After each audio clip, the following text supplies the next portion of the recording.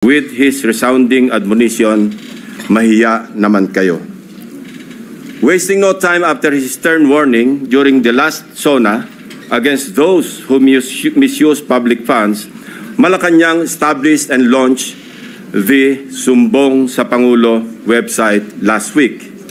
I commend and sincerely thank the President for this open source website. Not only does it open the public a direct line to the President to report anomalous flood control projects in their midst, but in my case, including that of my staff, the website makes our investigative work a lot easier. For one, the coordinates that the website provides showed us a faster way to find shady, even ghost projects. Last week, the President took aim. Today, I am pulling the trigger. Para sa ating mga kababayan, nakatutok ang aking presentasyon sa araw na ito sa mga flood control projects pa lamang. Hindi pa rito kasama ang iba pang mga infrastructure projects na punong-puno rin ng anomalya. Isa-isahin natin ang mga impormasyong aming nakalap sa mga nakalipas na linggo mula sa aming sariling pag-aaral at pagsasaliksik, na suportado ng mga impormasyon mula mismo sa mga DPWH officials at insiders, pati ilang contractors, kasama na rin ang open sources. Una, ang kalakaran ng ilang mga kontratista at mga kasabwat nila sa gobyerno na sa paghahati-hatian ng pondo, kasama na rin ang mga termino o codes patungkol sa kanilang modus. Pangalawa, ang mga palpak na proyekto dahil sa paggamit ng substandard na materyales, kasama na ang mga kontratistang nasa likod nito.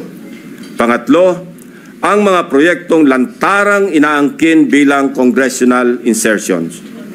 Pangapat, ang patuloy na pagbaha sa iba't ibang lugar na narating namin kahit taon-taon ay paulit-ulit na binubuhusan ng bilyon-bilyong pondo.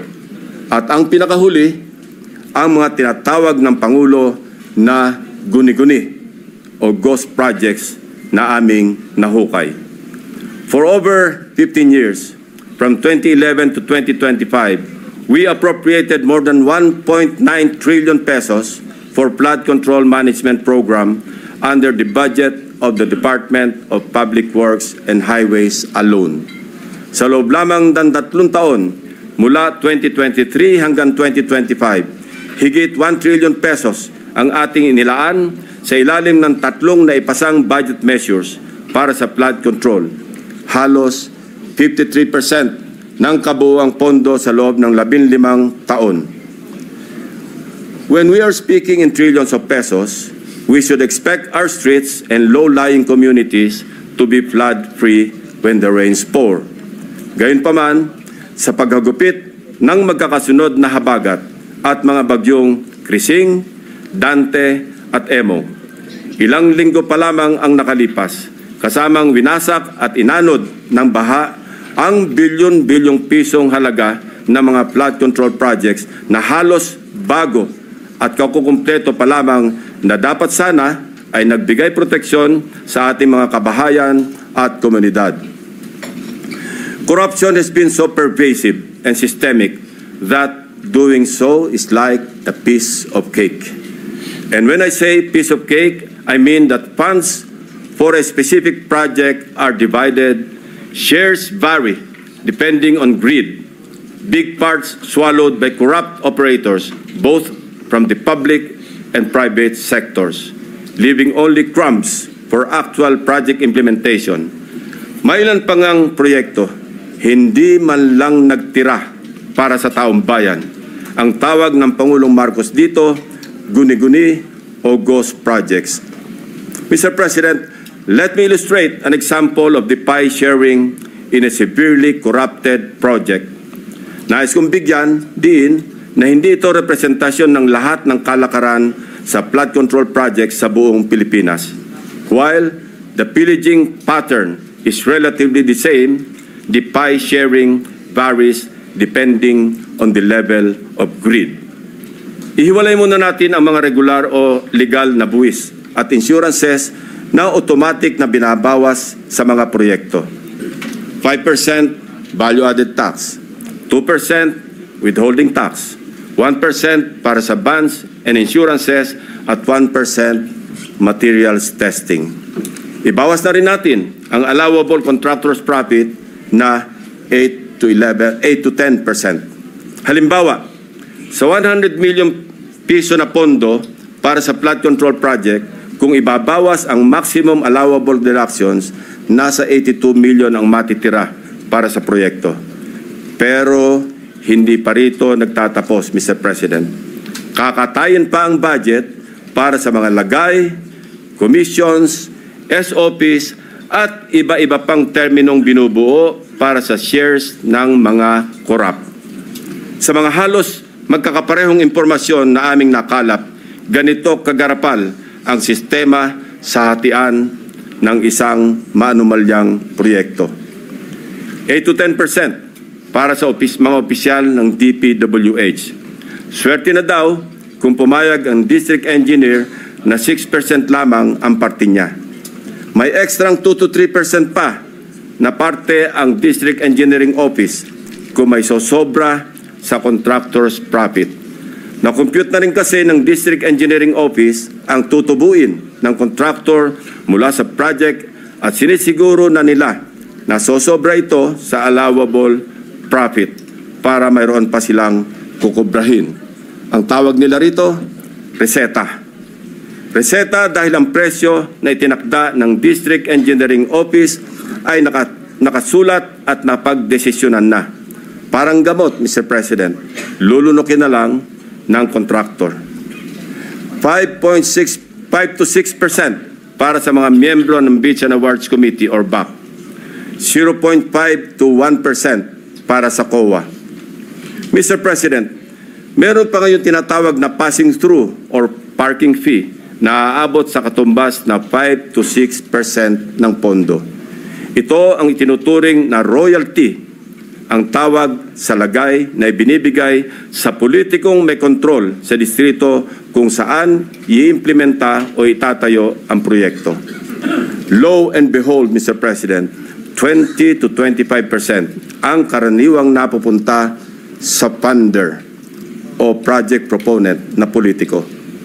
Mr. President, ang matitirang pondo para sa pagpapatayo ng proyekto ay napakaswerte ng umabot sa 40% o 40 million pesos alisunod sa ating halimbawang 100 million pisong pondo para sa proyekto. Mr. President, there is an evident pattern of this nasty distribution of public funds among crooks. Ito ay base sa mga case studies na aming pinuntahan at mususing inimbestigahan sa iba't ibang dako ng bansa, partikular sa issue ng flood control.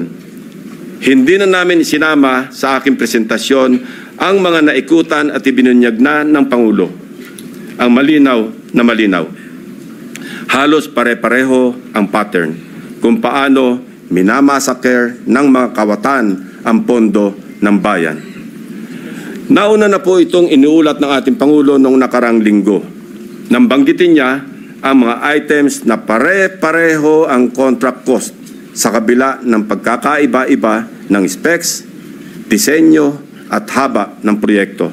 Panoorin po natin ang video. Pag sinabi, may 50 project, pare-pareho, 150 million lahat.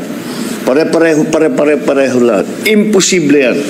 It is impossible for one barangay, even if they are the next barangay, to have the exact same project to the exact same amount with the exact same contractor. Imposible yan. Sa parlance po na ang nakakaalam lamang ay ang mga kasali sa gulangan sa pondo. Ito po ang tinatawag na distinct. Distinct ang mga budget items na makikita sa General Appropriations Act at awarded contracts na may pare-parehong halaga para sa magkakalapit man o magkakalayo na proyekto. Distinct dahil ayon sa aming mga informants sa loob ng DPWH at kinumpirma ng ilang contractors, coded na budget ito para mayroong pagkakakilanlan ang mga quote-unquote may-ari ng proyekto. Para sa mga nakakaunawa, ang ibig sabihin po ay akin yan. Sa Bulacan First Engineering District na pinamumunuan na magkasunod na tinanggal sa pwesto na sina dating District Engineer Henry Alcantara at ang pumalit sa kanya na si Bryce Hernandez. Napag-alaman naming talamak ang ganitong kalakaran. Bakit? Sapagat ayon sa mga contractors at DPWH officials na nakipag-usap mismo sa akin at aking staff, ang dalawang ito ay halos pareho lang ang pagmamahal sa pera. Napabalita pa nga kamakailan na ang isa sa kanila ay nakakapagpatalo ng daang milyon sa isang kasino dito sa Metro Manila. Mr. President, sa District Engineering Office na ito, sa ilalim ng pamumuno ng dalawang nabanggit na opisyal, para sa taong 2024, 28 proyekto ang pare-pareho ang pondo kahit magkakaiba ang specs, disenyo at haba. Distinct. Babalikan po natin, Mr. President, mamaya ang lalawigan ng Bulacan na aming maituturing na pinaka-notorious pagdating sa anomalya ng flood control projects base sa aming mga findings. Unahin muna natin ang kaso ng questionabling flood control project sa lalawigan ng Pampanga. 4 years now, the riverbank mitigation project in Candating, Arayat, has been the face of a failed flood control project. Tuwing umuulan, panay ang aray ng mga taga-Arayat sa pag-apaw ng ilog na hindi mapigilan ng flood control. Mr. President, binisita ng aking mga staff ang Arayat nitong nakaraang 2 linggo lamang na tinamaan din ng hagupit ni Emong at nagdulot na naman ng pagguho ng ilang bahagi nito. Take note, Mr. President, katatapos lang ng panibagong repair nito noon lang Hunyo ng kasalukuyang taon, 2025. Sa itsura ng structure, tila baga hindi binibigyan pansin ng gobyerno ang Candating. Pero kung babalikan natin 1 taon pa lamang ang nakakaraan o noong Agosto 2024, may gumuho ng flood control matapos mahagupit ng monsoon.